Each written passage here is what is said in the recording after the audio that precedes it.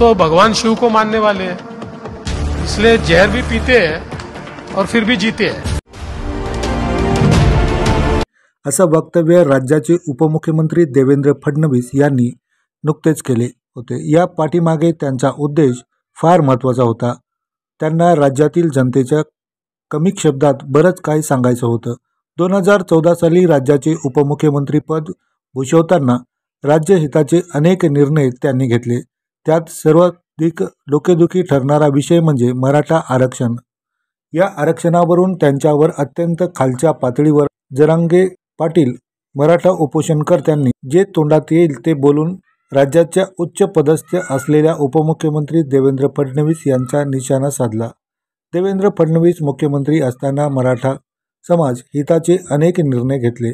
सारथी संस्थेचे संस्थापक, सारथी संस्थेची स्थापना केली। सारथी या माध्यमातून मराठा तरुणांना स्पर्धा परीक्षा, व्यावसायिक कर्ज अशा अनेक योजना अंतर्गत मराठा समाजाचा सर्वांगीण विकास साधला। मराठा समाजाला आरक्षण देऊन ते टिकवणं असेल, अण्णासाहेब पाटील महामंडळद्वारे कर्ज योजना असेल, असे अनेक फायदे पोहोचवले।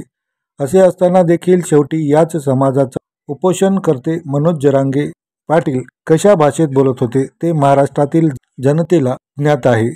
ते केवळ सांगायची गरज नाही। 2022 मध्ये पक्षाच्या आदेशानुसार उपमुख्यमंत्री पदावरून रुजू होऊन राज्यहिताचे कार्य केले।